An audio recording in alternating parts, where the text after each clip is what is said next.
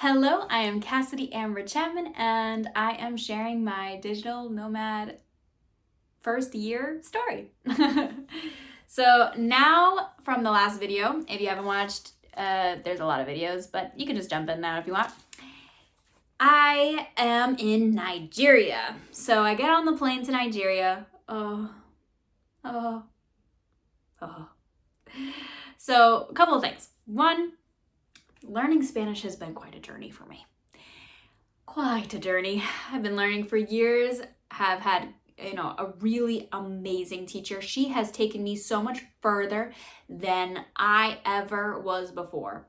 Oh my goodness. She's the only thing that has allowed me to have enough Spanish to actually be progressing and to speak and to have conversation. And if you need her contact, again, not sponsored, she's just incredible, and I really enjoyed her services. Just comment below and I'll give it to you. So now my Spanish is like I'm starting to get a little bit more comfortable. Back in both in Cartagena and like the group trip, and also in Medellin when with my friend, I was kind of relying on my friends that already spoke Spanish completely fluently, and I didn't really have to think about it. But now in Bogota, I did have to start speaking Spanish by myself. And when I went on the plane, or one of the plane rides from Bogota to Nigeria, I was sitting in between two people that were completely Spanish speakers, and they didn't really speak English. So I talked to them for like a couple of hours, and I could not believe myself. I couldn't believe that I could have a conversation for hours, because I had been working on Spanish for so long, and there is a lot of instances where someone will speak and I don't understand a word, and it still happens. So I don't know what changes, because there's been times where I don't know if it's conversation topic, or I understand the context beforehand from being able to speak for hours to not knowing anything. I don't know what the difference is, but I was so proud of myself for being able to talk about, like, or maybe it's just because this is around the work that I do and I was talking about the work that I do and things like that. Maybe that's why. But anyways, the Spanish, it was coming.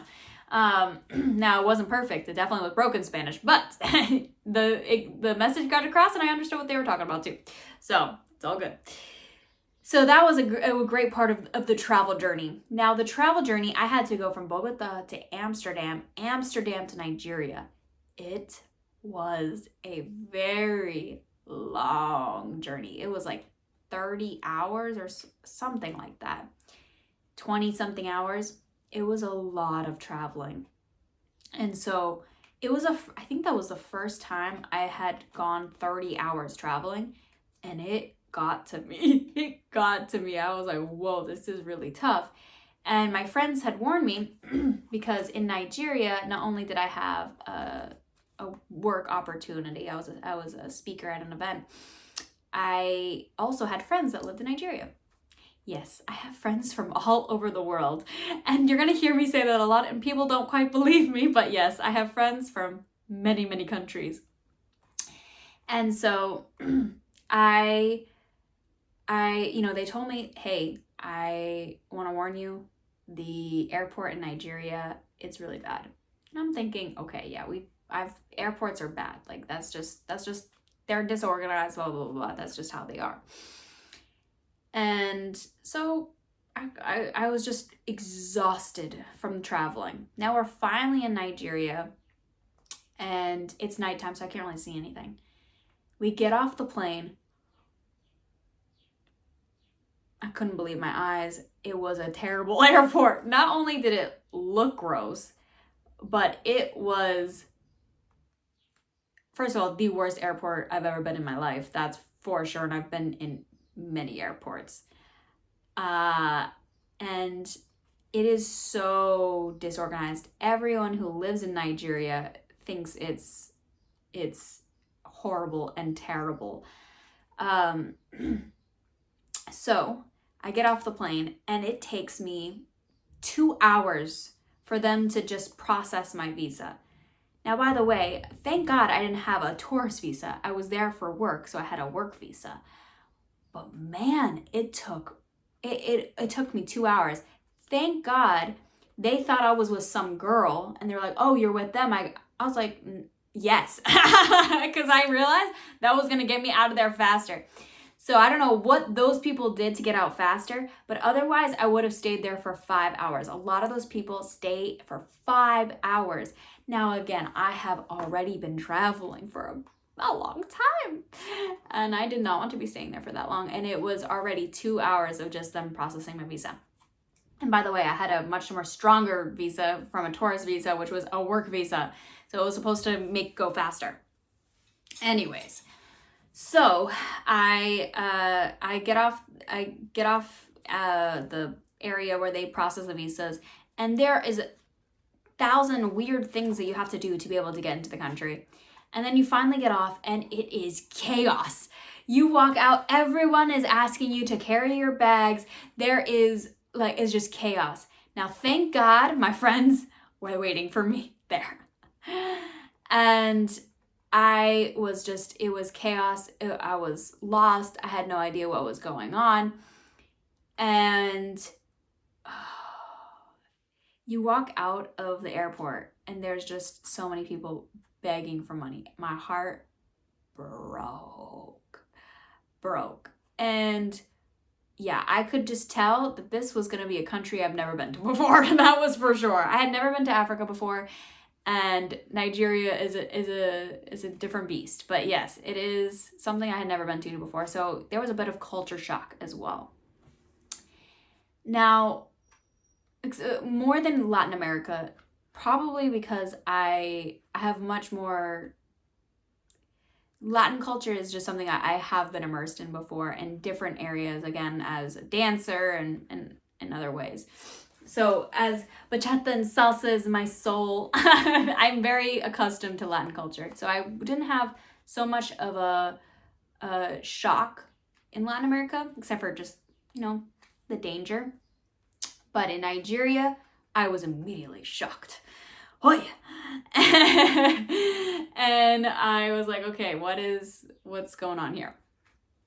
So we end up finally getting back to their place because they had an extra room to stay in. So we were roomies, and I love living with friends. I totally forgot how much I loved living with friends because it was so much fun.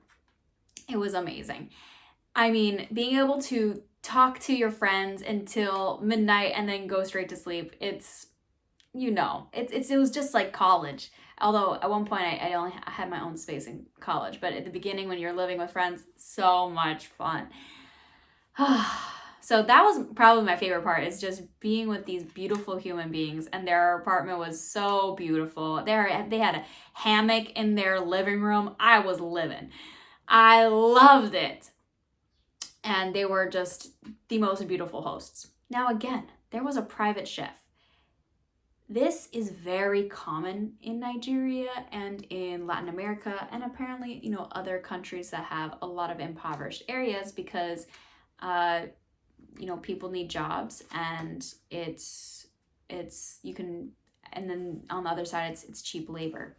So I still don't know how I quite feel about it, but I mean, he was an excellent chef. I mean, the food was good. And it was interesting not having to cook for myself. And for each of these, now I was in Colombia first for a month. So now we're in month number 2 of my digital nomad journey. And I stayed there for a whole month. So every country that I go to, I like to stay for at least a month. Just because, first of all, it takes time to settle in. And also I like slow travel, and I need at least a month to be able to do that. So now I'm there for a month, again, living with friends. I absolutely love the beautiful, incredible people. And I had a little bit of trouble in Nigeria. Although I was living with fantastic friends, I absolutely loved learning about the affairs in other countries. I was learning a lot about the rest of the world because the US is kind of very blinded and just not aware of what is going on in the rest of the world. But I was ready to learn. I got my paper and my pen and I was ready to learn. But yeah, we really don't know much about the rest of the world at all. But I was ready to be a sponge and to learn. But man, it was a lot to learn. And I'm still learning. And it's funny because the rest of the world, they know about the affairs in the rest of the world. So I was learning a lot, which was a kind of, my brain was coming a lot. There was fantastic professional opportunities for me with just the speaking engagements and the clients that I was meeting, the people that I was meeting, incredible people. And also, this was the first country that I've spoken at as a speaking engagement. I've done them before in other countries, but usually it's a country I'm already going to, and then the opportunity presents itself. This was a country I was not planning on going to, but the opportunity presented itself. So that's why it was a little bit different. And my sole reason was really going for it, this opportunity, and why not check out Africa while I can. So I am there and I'm struggling. At this point, I'm struggling a little bit with just learning about the world, learning a lot about the injustices of the world, learning a lot about the inequalities, honestly seeing how everyone had a driver and a cook. And yeah, a lot of them are treated nicely, but also it felt kind of like, this feels weird. This is not my culture, right? So I had to get used to that culture piece. And also it was a lot for me to process. And at the same time, when you're driving, there is these times when there'd be 10 kids surrounding the car, just banging at the car, asking for food and money.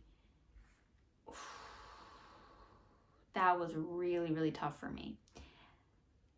I usually am a person that just, whatever cash I have, especially in Boston, if I'm passing by somebody who's homeless, or I'll ask, I'll just give some food or something. Especially if I have leftovers I don't want, or just anything. If I have leftovers, I'm walking home from a restaurant, I see them, I'm like, okay, yeah, I guess I don't need them. But in countries where you're a female solo traveler, again, a lot of times I was alone out and about because I was doing a lot of professional activities. It's very much harder to do that, especially because if there's 10 kids around, and when you start giving out money, especially in Latin America, you become a target, unfortunately.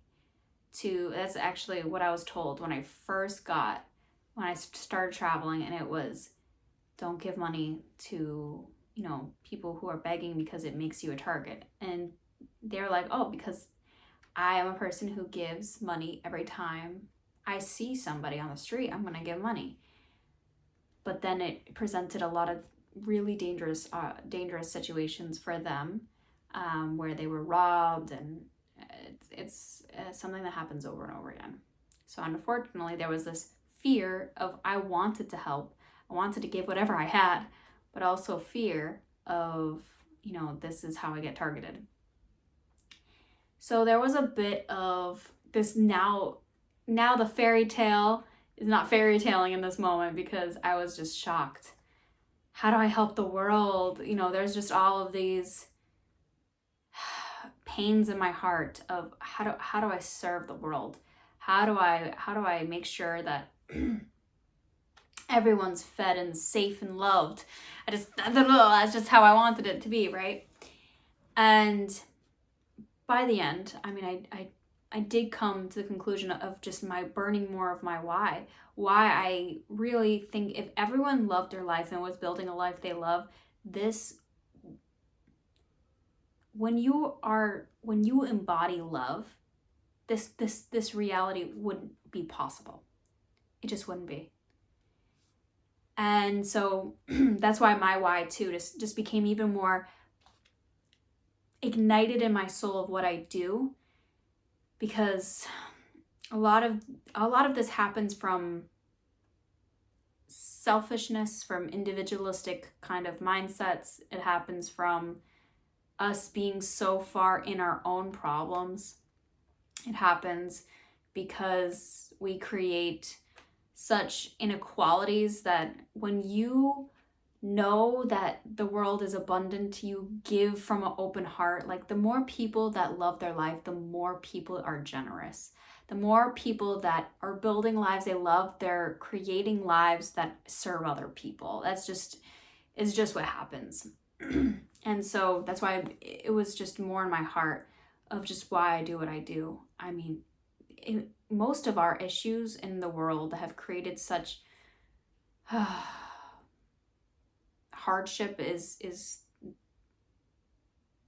mental illness. It's lack of resources. It's lack of connecting to our inner power. And if we all remembered our power from within, if we all remembered to love at a very high capacity, the world would be a very, very different place.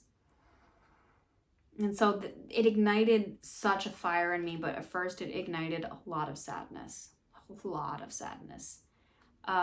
because I also, it was a big culture shock to see not only the poverty, but how bad the environment was. I mean, the water was like black, and there were some people like living in that water too. That's a whole other talk, but it was really, really rough to see. However, some of my favorite parts, again, was going into the rainforest. They have beautiful rainforest, beautiful beach, and I am all about nature. So there was some beautiful nature. Now, there was a part when I was younger, I was like, okay, save the rainforest. Yeah, save the rainforest. But now I'm like, save the rainforest. Save the rainforest, because we need it.